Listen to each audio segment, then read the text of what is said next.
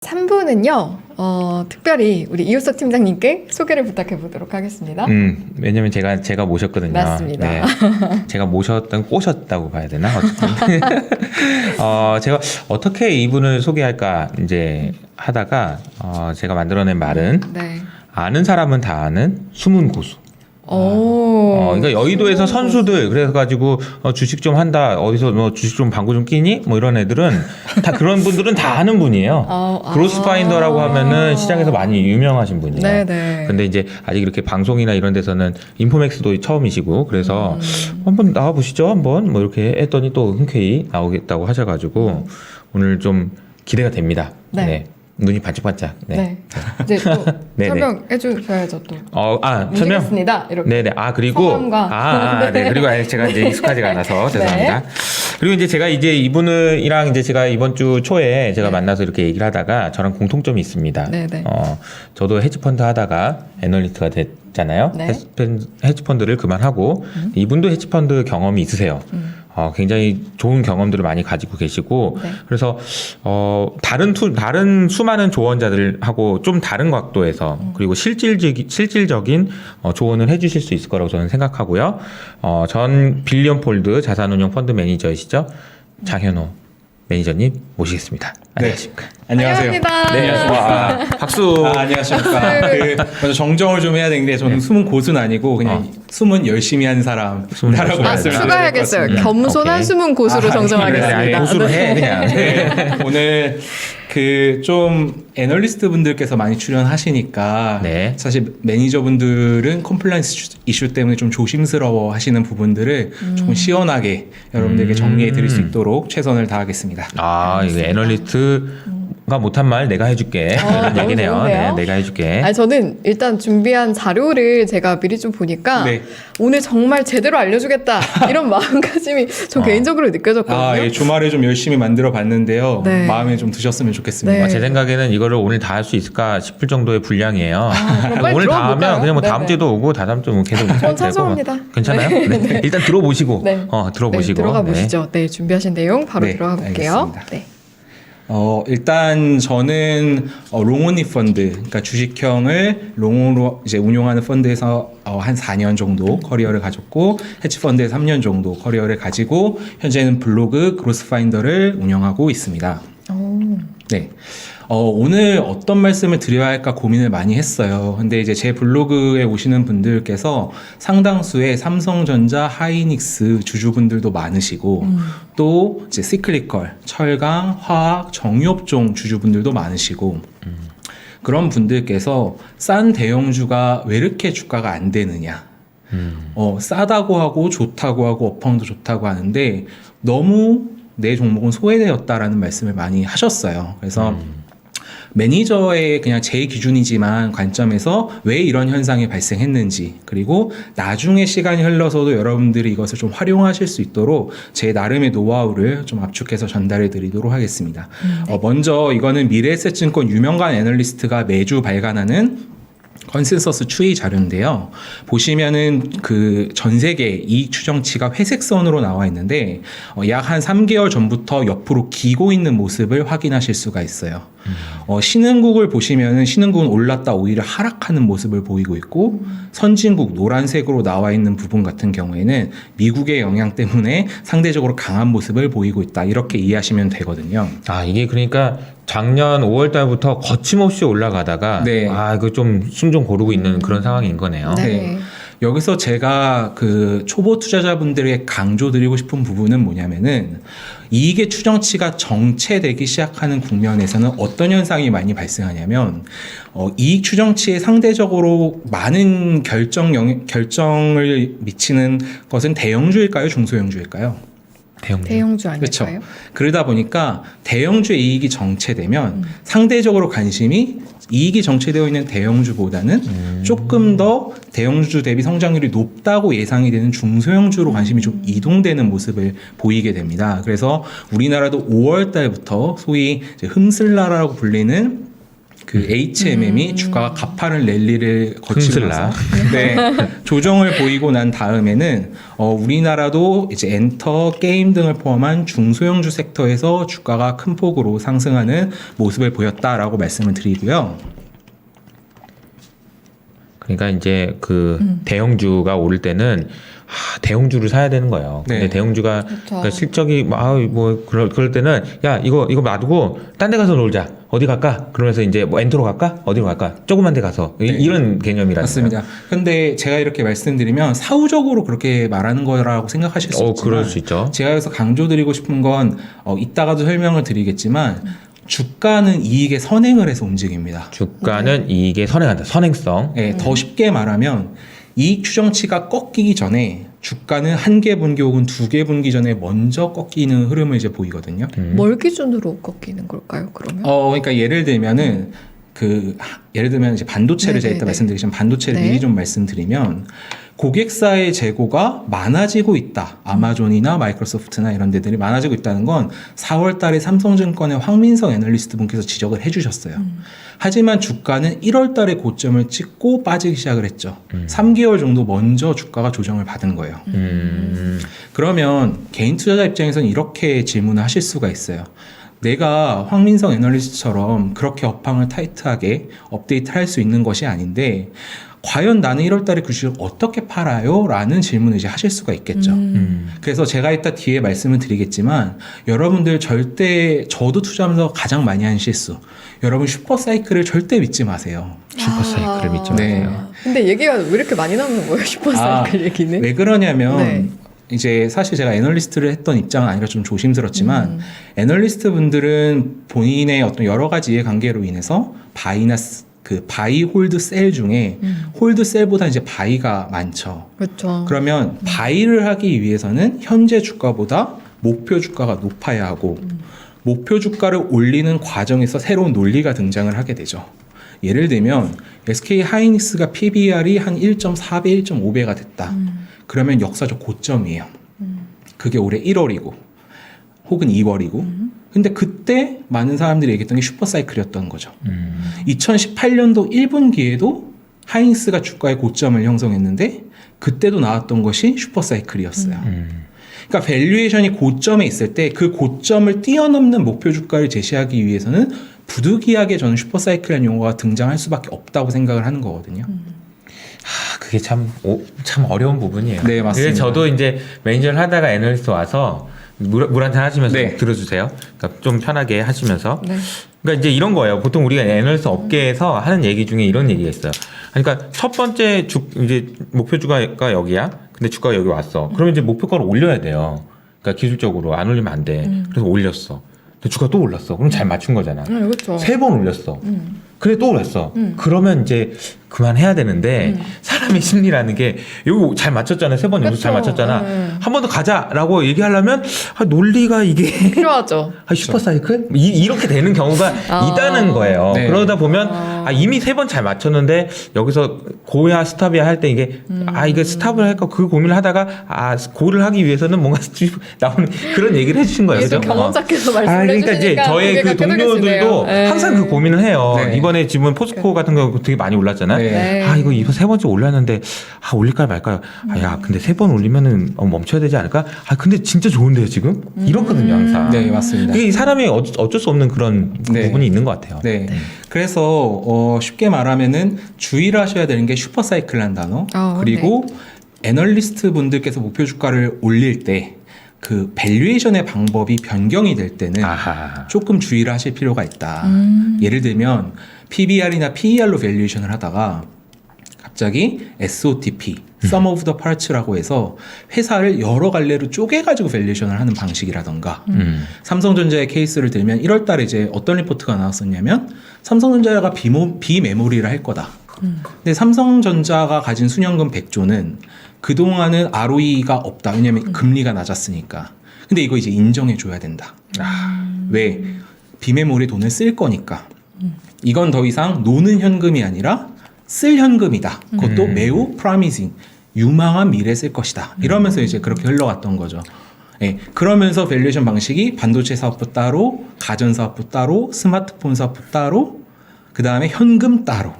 이렇게 밸류에이션을 하게 되면서 주가가 고점을 형성을 했죠. 그래서 그런 식으로 밸류에이션 방식이 바뀔 때 좀 주의하셨으면 좋겠어요. 제가 지금 계속 이렇게 얘기하고 있는 게 진짜 이런 얘기는 뭐 직접 경험이 없으면 잘 하기 어려운 얘기이긴 해요. 근데 그게 또 사실이기도 하고 이거는 애널리스트가 잘못한 게 아니에요. 그건 사람이 어떻게 알아? 그럼 미래를 알면 그건 사람이 아니지. 그렇죠. 100%를 알 수는 없죠. 그러니까 이제 그런 부분이 있을 수 있다는 걸 얘기해 주셨고 제가 이제 한 가지 좀 채팅창에서 이제 나오는 얘기들을 좀 전달을 해드리면 네. 팬이 꽤 많으신데요. 지금 블로그 많이 보고 있다, 뭐 탈링 잘 보고 있다. 이거 지금 벌써 네. 댓글에 반응들이 좋아요. 진짜 그러게요. 고수가 나타났다. 그래서 감사합니다. 네. 좀 그러면 준비하신 거 이제 좀 진행해 볼까요? 네. 그래서 지금은 약 5월부터 지금 10월이니까 약 5개월 동안 이익 추정치가 정체되어 있는 구간이었다. 그래서 사실 지금이 되게 중요한 국면입니다. 많은 분들께서 지금 주식시장을 떠나야 되나라는 고민을 많이 하시는 것도 저도 알고 있어요. 네. 그렇지만 저는 오늘 하이닉스와 현대차라는 회사의 실적 발표가 있었는데 거기서 많은 함의가 있었다고 생각을 하고 그래서 이 장표를 이제 한번 보시면 네. 제가 별표 3개를 쳐놨다는 것은 현재는 이익 추정치가 정체돼서 중소형주가 많이 올랐다라고 말씀을 드렸죠. 근데 지금 변곡점이에요. 다시 왼쪽, 즉 이익 추정치가 상승하는 그림으로 갈지 오른쪽 이익 추정치가 이대로 원가 부담이나 금리 인상에 따른 이자 비용 부담이나 각종 요인으로 인해서 다시 하락할지 증시는 지금 변곡점에 있다라고 생각이 드는 거예요. 그렇죠? 그래서 항상 금리가 상승할 때 증시가 올랐다라고 많은 분들께서 말씀하실 때 제가 말씀드리는 건 금리의 상승 사이클에서 대부분 경기가 좋았으니 그 좋은 경기를 기반으로 기업의 이익 추정치가 상승했기 때문에 주식시장이 오른 거다라는 그 중간 고리를 꼭 잊지 말아야 한다라고 말씀을 드리거든요. 네. 네. 그런데 이제 큰 틀에서 보면은 만약에 왼쪽으로 가게 될 경우에는 내년도 제가 그냥 조심스럽게 예측해 보면 내년도 한 1분기 수급적으로 봤을 때는 LG 에너지 솔루션이 상장을 하고 난 뒤 그래서 대형 IPO에 대한 부담이 많이 사라지고 난 뒤에는 대형주 중심의 장이 한번 펼쳐질 수도 있다라고 생각을 하고 있고 그 과정에서 현재 중소형주로 이익을 많이 내신 분들이 있다면 지금부터는 이제 이익을 낸 것을 조금 챙기면서 혹시 대형주 쪽으로 스타일이 변할 수도 있는 것이 아닌가에 대한 고민을 해보셨으면 좋겠다라고 말씀을 드리고 있고 제가 이익 추정치 상승 정체 요 사이클 상관없이 8월 때부터 이제 여기저기 말씀드렸던 거는 이제 금융주였는데 기본적으로 이제 금융주 같은 경우에는 현재 금리 인상, 인플레이션 상승 이런 것과 상관없이 계속 이익 추정치가 올라가는 사이클이다. 그래서 그렇게 보면 금융주를 좀 단단하게 포트폴리오 한 켠에 배당주 관점으로 지켜놓고 나머지는 중소형주와 이제 중소형주에서 대형주 조금 어느 시점에 이동할지를 고민하는 시점이다라고 이제 말씀을 드리고 있는데요. 이제 그 핵심적인 내용이 이제 이 장표에 들어가 있습니다. 네. 현재 한국 증시의 특히 대형주가 힘든 핵심 요인은 코스트, 원자재 가격 상승, 해운 운임 상승 같은 각종 이 비용의 인상으로 인한 것이 판가로 전가가 안 된다라는 우려가 있기 때문이라고 저는 생각을 하고 있거든요. 혹은 지금 이미 전가가 잘 된다 하더라도 이것이 피크아웃이라는 이유로 그 후에는 그 전가가 안 될 것이다라는 우려가 있는 상황입니다. 실제로 3분기에 포스코의 실적이 굉장히 큰 폭의 서프라이즈가 났음에도 불구하고 피크아웃이다 하면서 이제 한 33만 원에서 30만 원대로 이제 하락하는 이제 모습을 보이고 있죠. 그래서 결론적으로 이제 올해 연말 그리고 내년 초까지 제 개인적인 사견으로는 5월부터 이어진 현상이 지속될 가능성이 높다. 거기서의 키워드는 미국의 빅테크를 한켠에 두고 한국에서 이제 중소형주에서 좀 좋은 이익 성장성을 보이는 애들이 일종의 바벨 전략으로 가져가는 전략을 올해 연말 내년 초까지 가져가다가 내년도에 한국의 대형주의 역습에 대해서도 고민을 할 필요가 있다라는 이제 말씀을 드리고 있고요. 특히나 이제 이런 구간에서 많은 분들께서 이제 중소형주 투자를 하시더라도 가치주 내에서도 조금 더 작은 애들을 선호하시는 경향이 있어요. 대표적인 예로 포스코 대신 포스코 강판 그리고 뭐 포스코 인터내셔널 이런 밑단으로 내려가는 경우가 있거든요. 저거 올라간 거 보니까 네. 안 올라간 애를 찾아야 되겠다. 맞습니다. 이런 심리죠. 예, 그래서 제가 드리는 말씀은 조선이나 건설 같이 지금 굉장히 소외받고 있는 섹터에서 막 손절을 하고 싶어서 막 이렇게 부들부들 하시는 분들께서는 한 번쯤은 고민을 해보셔라. 나의 턴이 오기 직전에 내가 지금 손절하고 싶은 욕구가 극대화되어 있는 걸 수도 있다라는 말씀을 드리고 있어요. 네네. 그래서 지금 시장에서는 원자재 가격이 많이 올라요, 금리가 올라요라는 거에 집중이 되어 있는데 그 결과 투자 전략을 요약하면 5월부터 한 내년도 1분기 정도까지는 지금의 장세가 좀 지속되고 그 다음에 스타일의 드리프트 변화가 좀 일어날 수 있지 않을까라고 생각을 하고 있어요. 다만 저는 조금 개인 투자자분들에게 조심하시라고 말씀드리는 거는 나스닥의 적자 기업 같은 경우는 좀 조심을 하셔라라고 말씀을 드리고 있고, 나스닥의 적자 기업들. 네, 그거를 이제 좀 단적으로 말씀을 드리면 지금 보시면 미국의 대형 빅테크에서 나스닥 1등부터 100등까지를 제가 지난주 금요일 기준으로 추려온 거고요.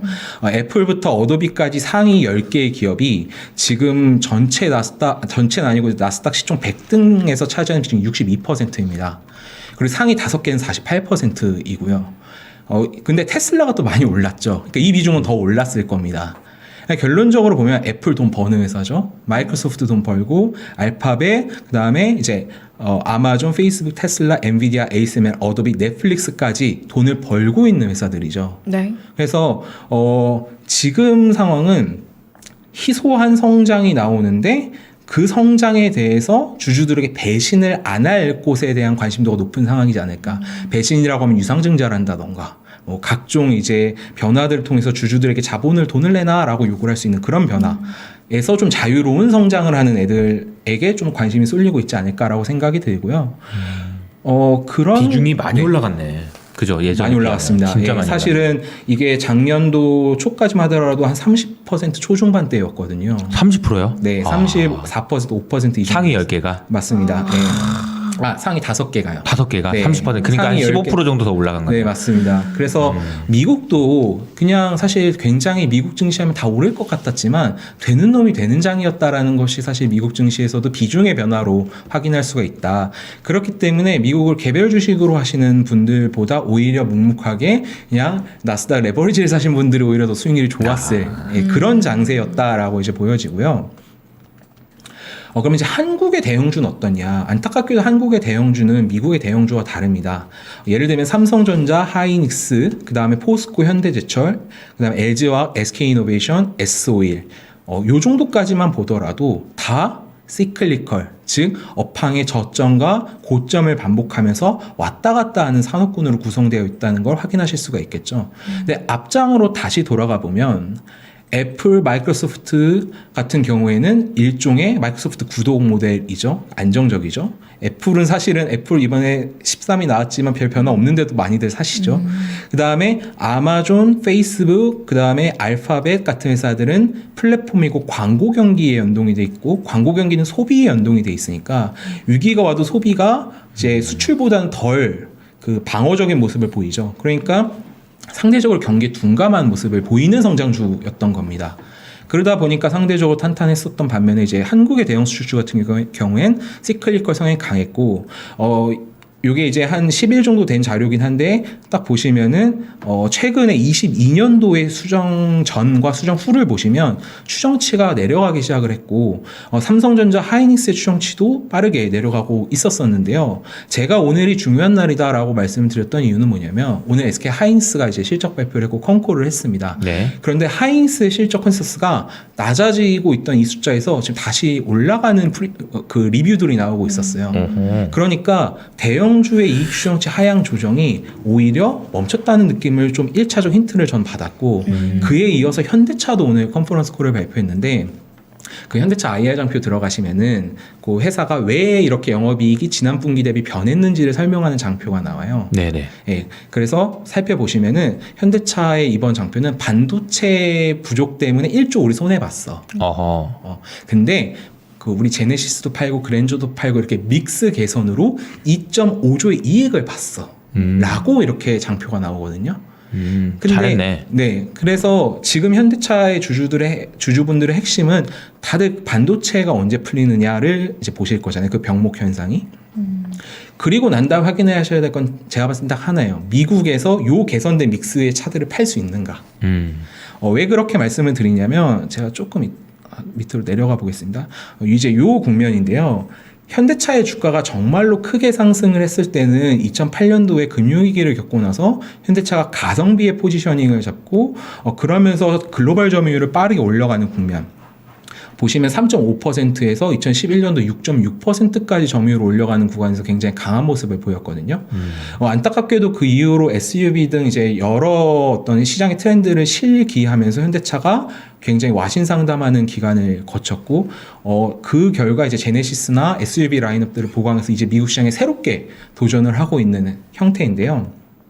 저 국면이 미국 시장에서 나와준다면 투자자들은 자동차 업종에 새로운 이제 꿈을 펼치게 될 거고, 이제 그런 부분들을 점검해 가면서 자동차 업종의 바닥을 좀 다져가는 국면으로 보지 않을까라는 생각이 듭니다. 그래서 제가 좀 왔다 갔다 해서 죄송한데요. 그래서 이것만 보시더라도 포스코 현대제철이 컨센서스가 올라가고 있음에도 불구하고 주가가 상대적으로 약했다는 점, LG 이노텍 역시 컨센서스가 올라가고 있음에도 불구하고 주가가 최근 약했다는 점을 고려할 때 사람들의 관심이 대형주에 많이 없구나. 그리고 외국인 수급과 기관의 수급을 보더라도 대형주에 대한 관심이 많이 없었구나. 이거는 근데 순서가 어떤 순서예요? 2021년 추정치는 현재 컨센서스고요. 네네. 이 9월 달에 이제 이 수정 전 컨센서스고 10월 달에 실적 그 프리뷰가 들어가면서 낮아진 숫자들을 제가 이제 양옆에 비교할 수 있게 넣어놓은 거예요. 아니 그 네. 삼성전자, 하이닉스, 현대차 이게 무슨 순서인지 그냥 섹터 예, 섹터 이제 묶음으로 이제 해서 좀 묶음으로 넣은 거 반도체, 보시면 네. 자동차, 뭐 철강 이렇게 우리가 흔히 좀 약간 제조업 전통적인 제조업체들 맞습니다. 중심으로 반도체, 자동차, 철강, 그다음 화학 정유 뭐 이런. 아까 미국은 절반이 그냥 안정적으로 이익 나는 애들인데 네. 우리는 이렇게 어쨌든 시크리컬한 그런 주식들이 비중이 50%나 된다. 그쵸. 그런 거죠. 네.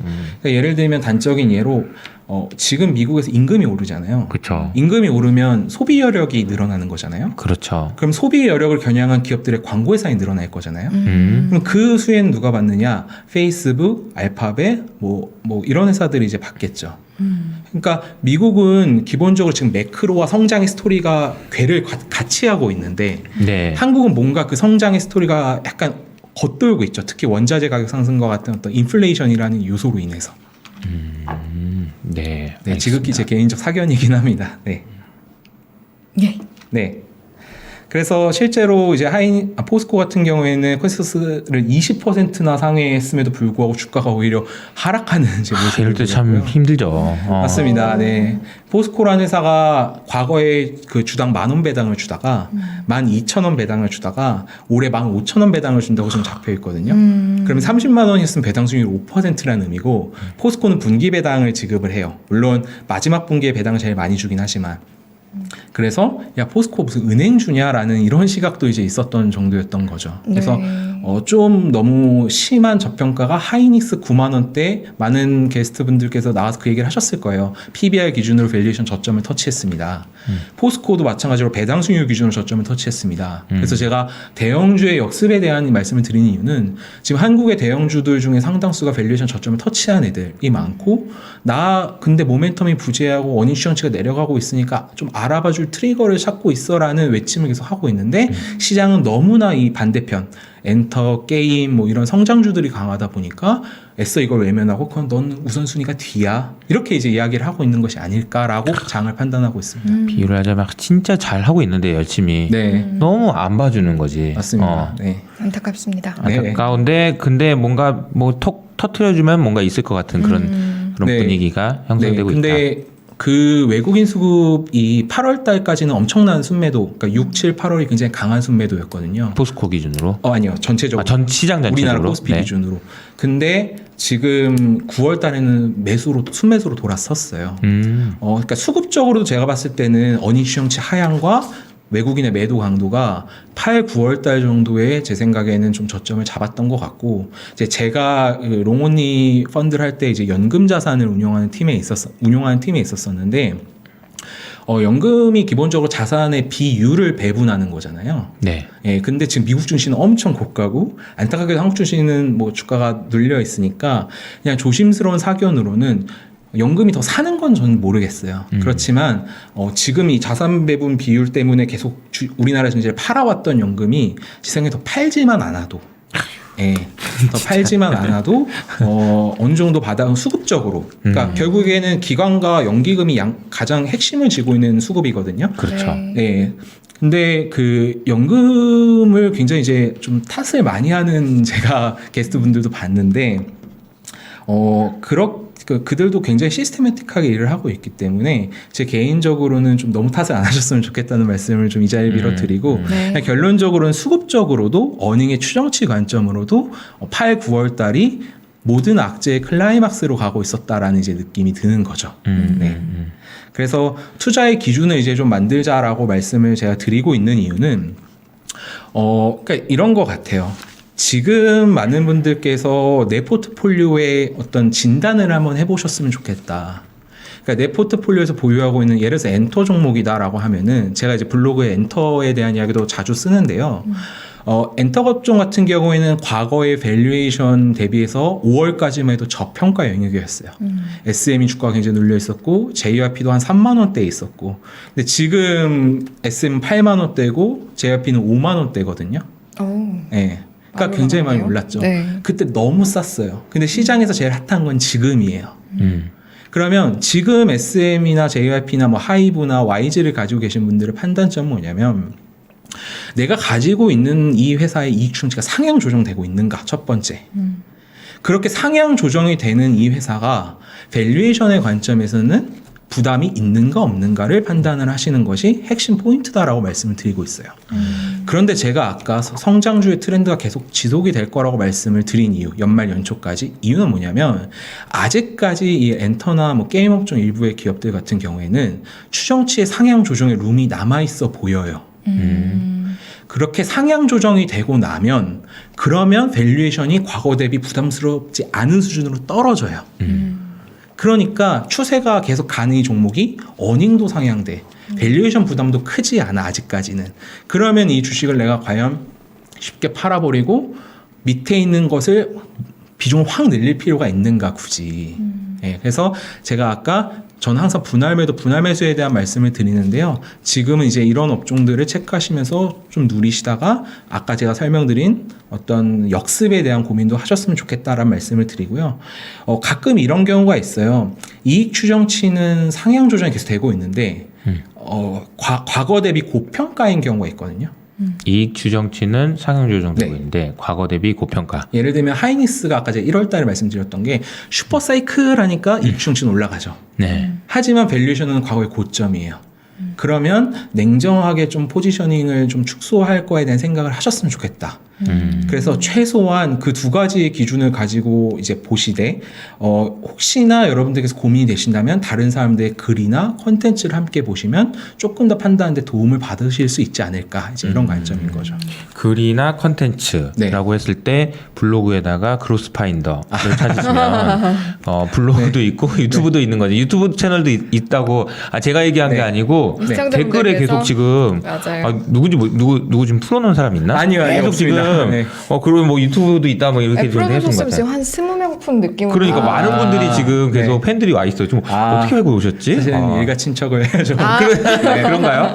전반적으로 지금 내용을 얘기를 해보면 우리가 이제 2부에서 이선엽 센터장님이랑 얘기했던 게 큰 관점에서 거시적인 관점에서 이렇게 되면 이렇게 되고 이런 얘기 많이 했잖아요. 그렇죠. 근데 결론적으로는 그래서 기업의 이익이 올라갈 것 같아. 지금 정체인데 올라갈 것 같아 아니면 다시 빠질 것 같아. 이 결론이라는 거예요. 맞습니다. 그 변곡점에서 우리가 판단할 수 있는 그런 기준들 이렇게 우리가 힌트를 얻어야 되잖아. 근데 그 힌트를 최근에 나왔던 3분기 실적으로 얻어볼 수 있는 거고 그럼 좀 좋게 볼 수 있는 부분이 분명히 있는 것 같다. 네, 맞습니다. 이런 얘기고 그러면은 막 이렇게 야 이거 여긴 재미없으니까 절로 가서 놀자 이랬던 애들이 저기로 가야 되나 보다 이런 식으로 조금씩 넘어올 수도 있는 것 같다. 이게 맞나요, 제가 말씀이? 네, 그러니까 지금 사실은 그 업종을 잘 선택하신 분들은 너무 행복하세요. 맞아요. 예. 주변에 그죠? 맞습니다. 예. 그래서 그래서 이제 행복하신데 그분들께도 이제 말씀을 드리는 포인트가 뭐냐면 제가 뜬금없이 뭐 이렇게 조선주 하나 뭐 이런 거 말씀드려요. 왜냐하면 이제 지금 뭐 밸류에이션이 굉장히 낮아져 있는 종목들 같은 경우에는 작은 트리거가 이제 주가를 발동시킬 수 있는데 예를 들면 지금 건설주도 이제 모 대선 후보의 지지율이 올라가고 공약이 나오면서 오늘 굉장히 좀 강한 반등을 이제 보였거든요. 그래서 어쨌든 좀 트리거가 형성이 되고 있는 기분이 제가 좀 들어서 대형주 쪽에서 그래서 저도 여전히 포지션은 그런 성장 쪽에 많지만 항상 이제 제 마음의 중심에는 이쪽을 내가 너무 무시하거나 이쪽은 절대 안 된다고 생각하거나 그럴 필요는 없지 않을까 이제 이렇게 생각을 하고 있는 거죠. 네. 그러면 한마디로 딱 정리를 하면 투자 기준 어떻게 만들어야 되는 네. 거예요? 투자 기준은 심플하게 이익 추정치가 상향 조정이 되고 있고 밸류에이션이 예를 들어서 엔터 기준으로 20배에서 30배, 35배 이렇게 거래된다면 한 25배 정도에 거래되면 아직도 올라갈 룸이 좀 있겠구나라는 이제 그런 감각을 가지시면 좋을 것 같고 네. 개인 투자자들이 이익 추정치를 직접 알 수 있는 게 어렵기 때문에 조금 다른 분들의 도움을 컨텐츠 관점에서 얻는 것도 도움이 된다. 이렇게 정리해 드릴 수 있을 것 같고요. 네. 네. 이제 제가 몇 개 케이스를 가져왔는데, 그냥 예를 들면 이제 이런 거예요. 이익 추정치는 올라가지만 과거 대비 고평가인 주식을 정당화시킬 때 아까 슈퍼사이클이라는 단어가 들어간다고 했죠. 이럴 때는 포트폴리오를 관리하는 관점에서는 장기 투자가 능사가 저는 아니라고 생각을 하고 있어서 좀 줄이는 것이 이제 맞다라고 말씀을 드리고 있고요. 그러면서 이제 주가가 하락을 하면서 뭐 여러 가지 이슈가 있었죠. 재고의 이슈, 가격이 하락한 이슈. 그런데 최근에는 어떤 상황이냐, 이익 추정치는 하향 조정되고 있지만 밸류에이션은 과거 대비 저평가인 영역, 즉 약간 노란색의 영역으로 지금 이동을 한 상태거든요. 그래서 1, 2, 3번 수준을 봤을 때 이익 추정치가 하향 조정되면 주가가 안 돼라는 시각과 밸류에이션이 저점이니까 한번 해보자라는 시각이 맞서고 있는 상황이에요. 예. 그런데 4번 요인, 제가 아까 앞서 말씀드렸던 삼성증권의 황민성 애널리스트 분께서 보수적으로 보시던 시각이 오히려 이제는 시장이 너무 보수적으로 봅니다 라고 했던 그런 힌트들, 그런 힌트들에서 밸류에이션 저점에서 한번 관심을 가지는 것이 맞지 않을까라는 이제 말씀을 정리해서 가져온 것이고요. 그래서 아까 이익과 주가를 봤을 때 주가가 먼저 움직인다라는 말씀을 드렸죠. 아마 이익이 올라가기 전에 주가가 먼저 움직일 개연성이 좀 있어 보여요. 그렇기 때문에 내가 반도체 주식이 물려 있거나 혹은 뭐 물을 타는 거에 대한 고민을 하시는 분 같은 경우에는 제가 아까 말씀드린 올해 4분기와 내년도 1분기에 디램 가격이 시장이 너무 보수적으로 보는 것이 아닌가에 대한 고민을 하시면서 자료를 찾아보시면 투자 판단하시는 데 좀 도움이 되지 않을까 싶고요. 네. 이 그림은 빨간색이 주가고 네. 점선으로 되는 게 이익 네, 추정치인데 맞습니다. 네. 보니까 왼쪽에 1구간에서는 주가가 먼저 빠지네요. 네. 그러다가 옆으로 기다가 이익 추정치가 올라가기 전에 주가는 먼저 올라가네요. 네. 그걸 표현해 주신 네. 것 같습니다. 그래서 뭐 제가 약간 기술이 부족해서 뭐이 정도의 장표로 만들어 와 봤고요. 그 다음에 이제 자동차에 대해서는 아까 점유율이 중요하다. 특히 지금 현대차의 개선된 믹스가 내수에 좀 집중되어 있다는 의견이 있어요. 무슨 소리냐면 2019년 그랜저를 시작으로 해서 제네시스 G80, 그 다음에 G70, GV80, GV70을 출시하면서 계속적으로 내수에서는 고가 차종 중심으로 차를 많이 팔아왔는데 과연 내년도부터 신차가 이제 많이 사라지거든요. 그래서 물론 제네시스 EV와 GV60이 있다라고는 하지만 사실 매스 모델은 아니기 때문에 볼륨 모델은 아니기 때문에 기본적으로 내년도는 내수가 신차의 공백기로 진입을 합니다. 그만큼 핵심은 뭐냐면 차량용 반도체에 대한 수급이 원활해질 경우에 이 개선된 믹스를 미국 시장에서도 잘 할 수 있느냐. 요게 이제 가장 키워드일 것 같고요. 그 다음에 이제 현대차 기준으로는 신흥국 통화에 좀 민감하니까 달러가 너무 강세로 되면 좀 불안한 요인이 있다 정도겠지만 핵심은 결국 차를 잘 파냐 못 파냐니까 미국 핵심이다라고 말씀을 드리고 있고요. 그래서 이제 그 현대차의 경우에도 지금 이익 추정치가 굉장히 빠르게 올라오고 있었었죠. 그런데 어느 순간 주가가 먼저 빠져서 정체를 빨간색 기준으로 하고 있다가 이익 추정치가 한 2분기부터 끼기 시작했어요. 주가는 1월부터 조정을 받았는데.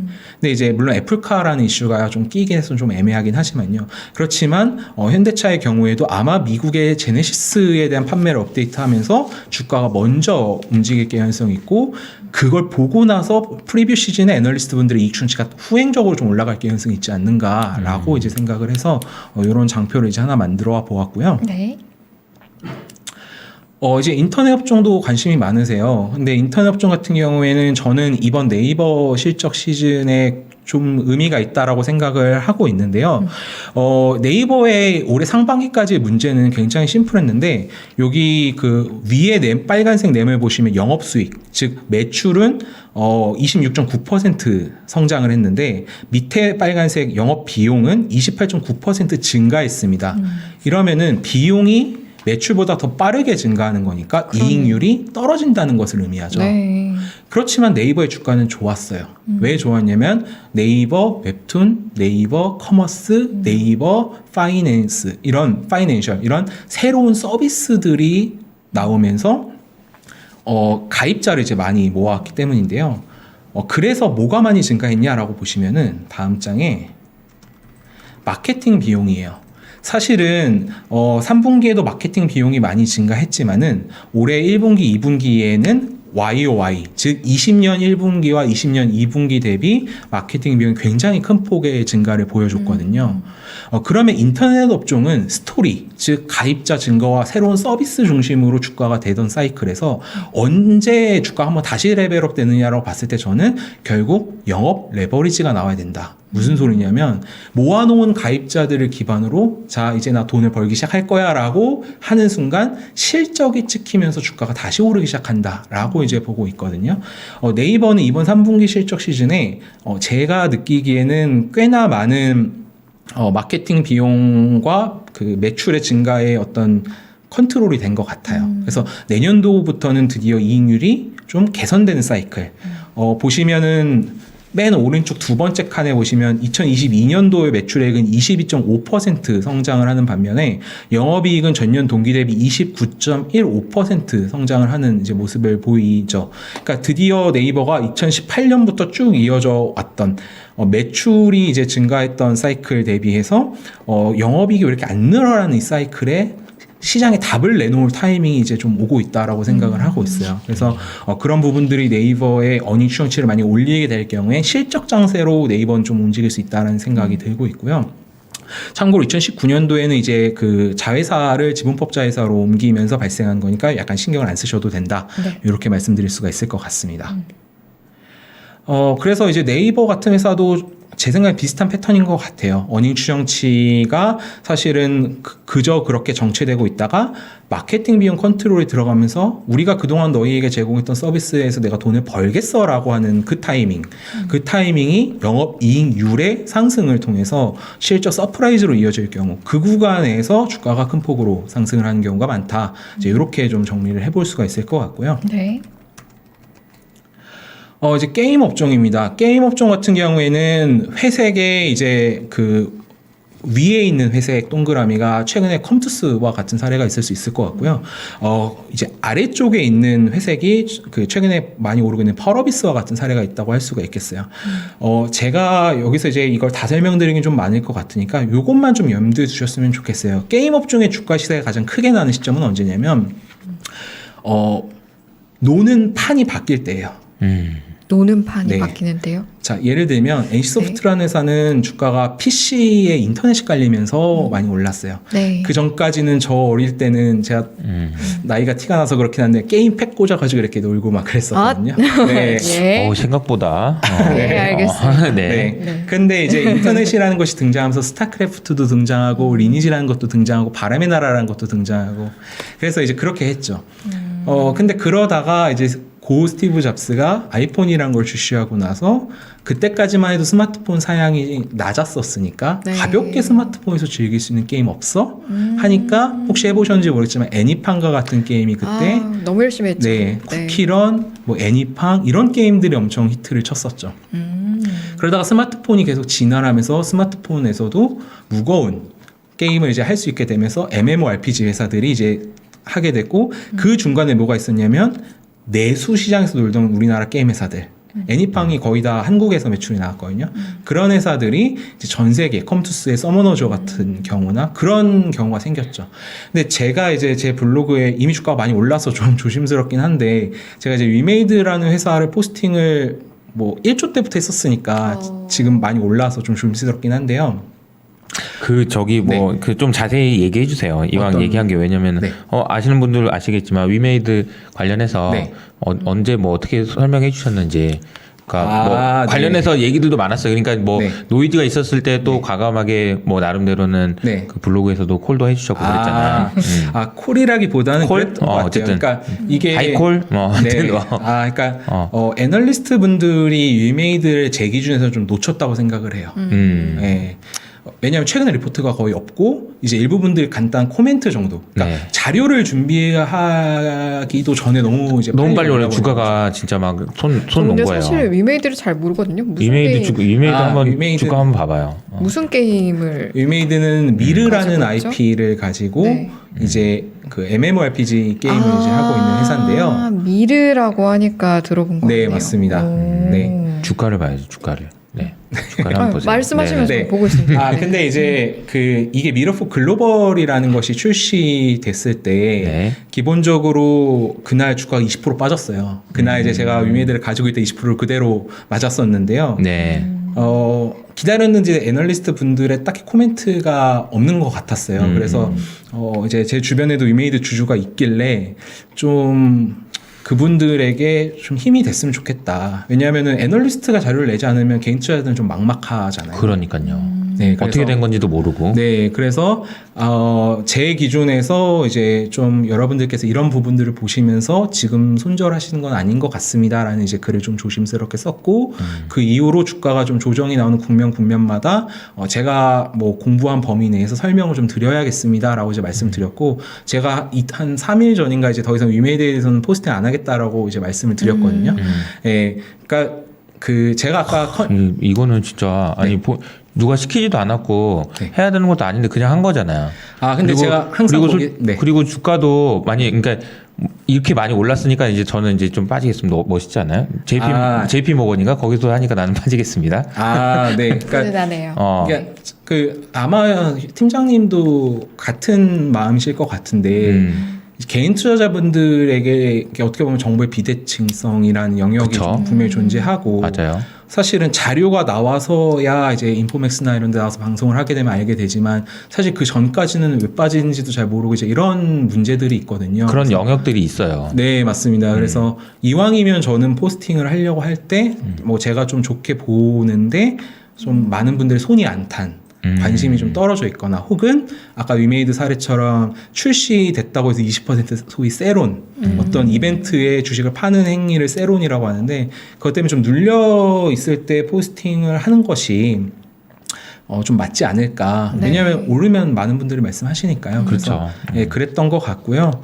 그래서 다시 돌아가 보면은 게임 업종의 이 위메이드라는 걸 제가 좀 포스팅을 할 수 있었던 이유는 아까 말씀드린 판이 바뀐다라는 것 때문이었던 것 같아요. 판이 바뀐다. 네. 그러니까 어떤 게임 자체가 뭐 새로 출시되고 그런 걸 떠나서 어떤 게임을 둘러싼 어떤 네. 환경 자체가 급격하게 변한다던가 맞습니다. 패러다임 자체가 네. 변한다던가 이런 거요. 쉽게 말하면은 예를 들면 자동차는 매년 신차를 내는데 그 신차의 주기가 보통 5년에서 6년이라고 가정을 했어요. 네. 근데 신차가 나왔어요. 그러면은 그 신차를 낸 회사의 주가가 오르다가 신차 나오고 빠져요. 근데 갑자기 옆에서 테슬라라는 아예 새로운 애가 나온 거죠. 그러니까 그걸 탄 사람들은 야 이건 아예 자동차가 아니라 다른 영역이라고 생각을 하면서 그렇죠. 테슬라에 대한 자신감을 가졌던 판이 거죠. 바뀌었죠. 네. 네. 근데 이제 지금 사람들에게 너무 많이 그 오르내리고 있는 이 NFT라는 키워드가 그리고 뭐 플레이 투 언, 플레이 게임한다, 투 뭐뭐하기 위해서 언, 돈을 벌기 위해서 게임을 한다라는 이런 키워드들이 사실은 1조일 때도 존재했고 지금 위메이드 시총이 5.5조인데 5.5조일 때도 존재하거든요. 그러면 이제 수익을 좀 많이 내기 위해서는 상대적으로 관심이 덜한 주가의 레벨이 있을 때 그 성장의 키워드를 찾아내는 것이 핵심이지 남들이 다 볼 때 내가 따라 들어가는 것이 이제 어떤 의미가 있을까라는 개인적인 뭐 철학을 가지고 있고요. 그래서 이게 어떤 지도를 그릴 때 저는 그거를 점유율이라고 표현해요. 마음의 점유율. 예를 들면 한국 컨텐츠가 넷플릭스 포함해서 글로벌 뭐 OTT에 많이 판다. 그거는 제가 비유를 하자면 인구 4,500만인 국가에서 혹은 5천만인 국가에서 60억 명을 대상으로 컨텐츠를 공급하게 되는 이벤트잖아요. 그렇죠. 2015년도에 화장품 주가가 그렇게 난리 났던 이유도 5천만의 인구를 대상으로 화장품을 팔던 회사들이 옆 동네 14억 명의 인구를 대상으로 화장품을 팔기 때문에 인구를 타겟팅할 수 있는 점유율이 늘어나면서였다라고 이제 저는 생각을 하고 있거든요. 그래서 핵심은 게임주를 투자할 때는 글로벌이어야 한다. 두 번째, 판이 바뀌어야 한다. 네. 기존의 신작 이런 게 아니라 아예 판이 바뀌어야 된다라는 그런 회사들을 중심으로 보고 있고, 그래서 좀 게임은 그 컨센서스 자료가 충분치 않아서 제가 뭐 블로그나 이런 것들 통해서 좀 소통을 하려고 노력했다라는 점을 좀 미리 말씀을 드립니다. 그래서 네. 그런 기준으로 이제 말씀을 드리고요.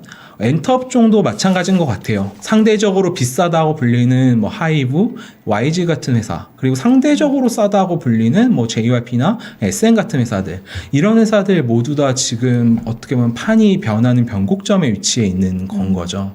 무슨 소리냐면은 옛날에 엔터가 굉장히 주가 변동성도 심하고 무시받던 시절이 있었어요. 그때 뭐라고 했냐면 저거 딴따라 비즈니스다. 두 번째, 저거 노동 집약적 비즈니스다. 왜? 콘서트를 돌아야 되니까. 네. 근데 콘서트를 돌 때 뭐를 팔기 시작한 재미를 붙였냐면 굿즈를 팔기 시작을 했죠. 그렇죠? 굿즈를 팔기 시작을 하다가 얘네들이 이제 일본에 가가지고 콘서트도 굿즈도 가고, 그러니까 5천만 원을 대상으로 팬덤 장사를 하던 애들이 옆 나라 1억 5천만 있는 인구까지 진출을 했었고, 거기에서 콘서트를 하고 굿즈를 파는. 마찬가지네요. 그렇죠. 글로벌하게. 네, 그런 영역으로 이제 진입을 했고, 최근은 BTS가 서양을 열었죠. 그래서 1억 5천이 아니라 타겟팅 인구가 더 넓어졌다는 컨센서스가 형성이 됐고, 그런 가운데 NFT나 뭐 이런 키워드들이 등장하면서 밸류에이션이 빠르게 상승하고 있는 모습을 보이는데, 아까도 말씀드렸다시피 이익 추정치가 상향 조정되는 구간에서는 컨센서스의 밸류에이션에 너무 신경을 쓰지 마셔라라고 이제 저는 말씀을 드리고 있거든요. 그래서 그런 포인트를 좀 말씀을 드릴 수 있을 것 같고, 뭐 워렌 버핏도 디즈니를 가리키면서 마음 점유율에 대한 이야기를 했다라고 하잖아요. 그래서 사실은 저는 숫자를 가지고 설명하는 걸 좋아하는 사람임에도 불구하고 어쨌든 BTS가 씨를 뿌린 그 마음 점유율에 대한 부분, 그리고 최근에 CJ ENM도 주가가 좋은데 이미경 회장이 그렇게 욕을 먹어가면서 글로벌 네트워크에 뿌린 그 문화 콘텐츠의 씨앗, 그런 것들이 그 씨앗이 회수기에 들어온 것이 어떻게 보면 좀 코로나를 거치면서 한국의 문화업계에 변한 흐름이 아닐까. 근데 그게 숫자가 안 찍히면 의미가 없는데 숫자가 찍어주고 있다라고 보여지고, 농담 삼아서 제가 이제 그 최근에 하이브가 진짜 똑똑하다라는 느낌을 받았던 게 뭐였냐면, 네. 하이브의 주식 의견과 상관없이 이제 온라인 콘서트 말고 오프라인 콘서트 티켓도 팔잖아요. 근데 그걸 패키지로 온라인 패키지를 같이 팔아요. 그러니까 아까는 지역의 확장성, 네. 굿즈의 확장성이었는데 이제는 뭐까지 하냐? 거기에 온오프. 온라인 VOD까지 끼워팔게 된 거죠. 그러니까 ASP가 올라가는 형태를 보이고 있죠. 그래서 그런 식의 많은 변화들이 있다라고 말씀을 드리고 있어요. QP 관점에서. 그래서 뭐 요것도 이제 비슷한 느낌인 것 같고요. 쉽게 말하면은 이제 엔터를 기준으로 보면 내수, 아시아, 서구권으로 큐가 확대되는, 게임도 마찬가지. 예를 들면 미르라는 IP는 중화권에서만 인기 있는 IP였는데 이번에 미르4 글로벌이 NFT 기능을 탑재하면서 서구권 중심으로도 확대되는 그림을 이제 보였다라는 점이 이제 변화라고 볼 수가 있겠고, 이제 NFT라는 게 판이 바뀌는 모델이기 때문에 비즈니스 모델 자체가 변화하는 변곡점에 있다라는 말씀을 드리는 거죠. 일단 다른 것보다 기준을 명확하게 알려주시고 네. 또 거기에 대해서 하나하나 업종별로 좀 특징적인 것, 알아야 될 그런 중심적인 거를 딱딱 찝어주시니까 네. 제가 아까 처음에 이제 네. 오시면서 약간 일타 강사 느낌으로 잘해주실 것 같다라고 말씀을 드렸는데 실제로 굉장히 저는 이해가 잘 됐던 것 같습니다. 제가 너무 말이 길어서 혹시 뭐 시간 아닙니다. 네. 전혀 그렇지 관계 않고요. 없고요. 네. 이게 지금 이제 투자하시는 분들에 따라서 이제 받아들이는 느낌이 좀 달라질 수 있는 네네. 게, 내가 어떤 종목 지금 가지고 있는 분들이라면은 좀 큰 도움을 받으셨을 것 같아요. 실질적으로 도움을 많이 그러니까요. 받으셨을 것 맞아요. 같고, 그리고 이제 매니저들 분들이 어떤 식으로 운용하시는지에 대한 힌트도 많이 주신 거예요. 네. 그래서 이제 그분들이 그렇게 운용하니까 하는데 개인 투자자분도 그렇게 운용하는구나라는 걸 알고 있으면 되게 도움이 되는 거잖아요. 네. 네네. 네네. 그래서 결국에는 이 주가라는 게 이익 곱하기 밸류에이션인 거고, 밸류에이션 저는 시장이 부여하는 거라고 생각을 하고 있거든요. 결국에는 투자자가 추정할 수 있는 건 이익의 영역이라고 생각을 하고 있고, 그 이익은 결국에 Q, 수량, P, 프라이스, 가격, C, 코스트, 비용인데, 내가 가지고 있는 회사의 QPC 팩터가 어떤지 한번 차분히 정리해 보시는 연습을 하시는 것도 좋다. 라고 이제 말씀을 드리고 있어요. 그래서 네. 그런 부분들을 좀 체크를 하시고 단 여기서 주의할 점은 침소봉대하면 안 된다. 그러니까 무슨 소리냐면 예를 들면 어떤 A 음식료 기업이 있어요. 근데 그 기업이 건기식 시장에 진출해서 성인용 건기식을 한다라고 가정을 해볼게요. 근데 시장은 내수 회사가 건기식을 하니까 새로운 용에 진출한다, 성장한다라고 표현을 하지만 아쉽게도 아직 건기식 매출 비중이 5%인 거죠. 그러면 5%인 성장 드라이버를 가지고는 이 회사의 주가를 들어올릴 만한 모멘텀이 크긴 좀 작지 않을까라는 생각을 할 수 있어요. 그러니까 가치 투자라서 오래 끌고 가실 거면 괜찮지만 나는 좀 타이밍을 좀 고려하시는 투자자라면 기다리셨다가 이 회사가 매출 5%였는데 10%, 15% 이렇게 늘고 있구나라는 것을 관찰하시면서 들어가시는 것도 좋은 것 같고, 제가 얼마 전에 아까 이선엽 센터장님도 인플레이션 관련해서 음식료 말씀하시길래 제가 얼마 전에 재밌는 기사 하나 봤는데 농심의 신라면이 그 글로벌 매출 비중이 이제 50%더라고요. 아 그래요? 네. 그러니까 우리는 항상 신라면이란 걸 볼 때 야 저 오뚜기 진라면이랑 경쟁해서 치여, 불닭볶음면에 치여 막 이렇게 생각하고 있었었는데 걔네가 미국에서 꾸준하게 사업을 해왔고 그 결과 이제 보니까 글로벌 비중이 50%가 됐다 이거예요. 물론 미국, 중국 다 포함이긴 하지만. 그래서 예를 들면은 FNF가 올해 굉장한 대박주 중에 하나인데 FNF도 올해 이제 중국에서의 의미 있는 매출이 찍히면서 중국 면세 말고 중국 현지에서 이제 매출이 찍히기 시작하면서 주가가 굉장히 많이 올랐거든요. 그러니까 휠라 코리아 당시 현재 휠라 홀딩스라는 종목도 주가가 엄청 많이 오를 때 그때 안타스포츠라는 어떤 이 브랜드 로열티 계약을 한 회사가 폭발적으로 이 휠라 브랜드를 출점을 많이 하면서 성장을 했던 사이클이 있었어요. 그래서 결국에는 내수에서 수출, 그 다음에 그냥 기존의 플랫폼이 아니라 판이 바뀌는 변화, 그리고 대신 그 판이 바뀌는 변화가 이 회사의 가치에 좀 어느 정도 이상의 비중을 차지해요. 예를 들면 뭐 만도라고 치면 만도라는, 제가 너무 왔다 갔다 하는데 만도라는 회사가 예전에 외국인들이 되게 좋아할 때 에이다스, 그러니까 자율주행 이 브레이킹 시스템을 가지고 할 때 그 비중이 15%가 넘으면서 이건 자율주행 부품차라는 인식을 받았거든요. 그래서 그런 케이스들이 혹시 수집이 가능하다면 좀 정리해서 이런 것들은 10%가 넘어가면서 외국인들이 관심을 받기 시작하는구나. 이런 이제 좀 케이스들을 뭐 저나 혹은 팀장님이나 그 이승희 아나운서님을 통해서 네. 좀 계속 쌓아나가시면 장기적으로 투자 체력을 키우는데 좀 도움이 되지 않을까라고 생각을 하고 있습니다. 네, 알겠습니다. 그게 성공 경험이거든요. 그렇게 네. 한번 해서 주식으로 수익이 나면 이런 주식으로 하면은 시장이 뭐 어떻게 됐고 뭐 테이퍼링이 어쩌고 상관없이 돈을 벌 수도 있구나, 그런 경험을 한 번씩 해보시면 이게 주식이 진짜 재밌는 거거든. 네. 그러니까 블로그에서 글을 쓰는 이유가 저는 사실 제 일기를 쓰기 위해서기도 해요. 그러니까 아니 이렇게 열심히 하는 사람 별로 없어요. 근데 네. 자기가 이제 여기 한 분 또 더 아니 저보다 훨씬 열심히 하는 것 같아요. 새벽에 저보다 훨씬 일찍 일어나셔가지고. 저는 이제 그냥 하는 거고. 네. 근데 좀 그러니까 성공의 경험과 실패 경험을 전 블로그에 다 투명하게 쓰려고 노력을 하거든요. 왜냐하면은 반복된 실수를 줄이고 내가 성공한 방정식대로 최대한 투자를 많이 할 때 확률이 올라간다.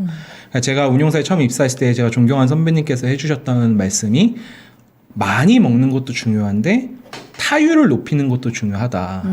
라는 이제 말씀을 해주셨는데 네. 타율 높이는 관점인 것 같고요. 그리고 저는 많이 먹는 걸 더 중요해요. 많이 먹고 타율이 그러면 높은 걸 같이 선호하시는 거 나눠요. 아니죠? 좋긴 한데. 네. 네.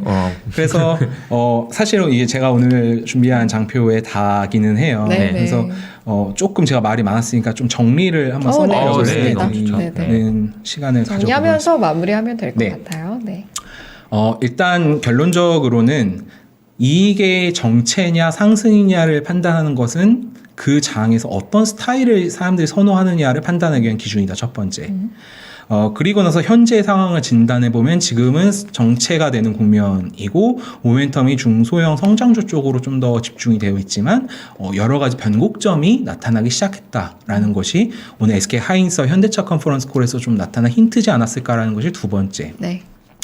그리고 결국에는 시장의 우려, 과연 코스트가 이 코스트의 상승을 프라이스로 전가해서 이 상승할 수 있을지에 대한 관심을 갖자라는 것이 세 번째가 될 것 같고요.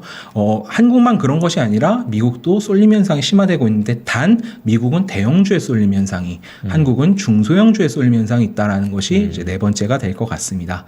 투자 기준에 대해서는 최소한 내가 투자하고 있는 기업의 이익 추정치가 상향 조정되고 있는가, 그리고 밸류에이션이 아직까지 좀 더 올라갈 룸이 있는가를 체크를 해보면서 내 포트폴리오를 한번 정리해보는 습관을 들이셨으면 좋겠다라는 점이 제가 오늘 드리고 싶었던 말씀입니다. 네, 아우 이렇게 깔끔하게 정리까지 네. 해주시니까 아주 완벽한 3부였던 것 같습니다. 마지막에 정리할 때는 무슨 뭐 교수님 같이. 네. 아닙니다. 긴장을 잠시만요. 많이 해가지고. 네. 모닥불님께서 블로그 이름 뭐예요?라고 물어보신데요. 그로스 파인더입니다. 그로스 파인더가 뭐예요? 그로스 파인더는 말 그대로 그로스 성장을 그로스를 파인더 찾는 사람이라는 찾는 사람이다. 뜻이고요. 다만 이제 그로스가 성장이냐 가치냐라는 이분법적 관점을 제가 싫어해요. 저는 돈이 시장에서 인식하는 성장주로 흐를 때는 거기서 내 돈이 놀아야 한다고 생각을 하고 있고 시장이 생각하는 가치주에서 돈이 흐를 때는 거기서 돈이 흘러야 된다고 생각을 하는데 제가 이제 매니저를 하다 보니까 큰 자금을 운용하면 스타일을 정해야 되더라고요. 양자택일로. 나는 가치주 매니저야. 난 맞아. 성장주 매니저야. 근데 이제 저는 그렇게 하면 내가 너무 힘들 것 같다는 생각이 들어서 약간 좀 치사하게 좀 둘 다, 시장의 돈의 둘다 흐름을 이렇게 돈을 열심히 모니터링 해보자라는 취지였습니다. 네. 옛날에 우리 기억해 보면은 정인승 대표님 오셔서 할 때 그 말씀해 주셨거든요. 나는 오른손 타자면 오른손으로만 쳐. 왼손으로 가지 말고. 이거는 뭐냐면은 둘 중에 하나 정해놓고 잘하는데 이렇게 잘하다가 네. 안 되는 것 같으면 쉬고 네. 잘하는 거 잘하다가 안 되는 것 같으면 쉬는 방식이 있고 네. 장현호 매니저님께서 하신 거는 요거 좀 잘 보고 네. 약간 이렇게 그죠? 네, 제가 흐름을 타는 그런 얘기인 거예요. 네, 제가 그럴 수 있었던 백그라운드가 감사하게도 처음에 사회생활을 뭐 인턴이긴 했지만 구글 코리아라는 데서 시작을 해서 그때 와 인터넷 세상이란 게 무궁무진하다라는 거에 대한 좀 생각을 네. 많이 했었고 그리고 이제 입사를 했는데 저한테 주어진 섹터가 정유화학 막 이랬던 아하. 거예요. 그래서 이제 감사하게도 이제 매니저로서 성장을 해왔던 백그라운드가 다양한 경험을 할 수 있게끔 기회를 주셨던 것 같습니다. 네,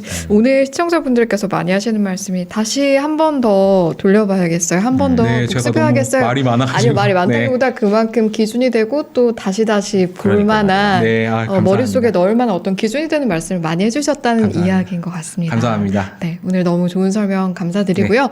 3부 이제 여기서 마무리해 보도록 하겠습니다. 네. 장현우 매니저님과 함께했습니다. 그리고 그로스 파인더 블로그를 운영하고 계십니다. 잘 들었습니다. 네, 고맙습니다. 감사합니다. 감사합니다.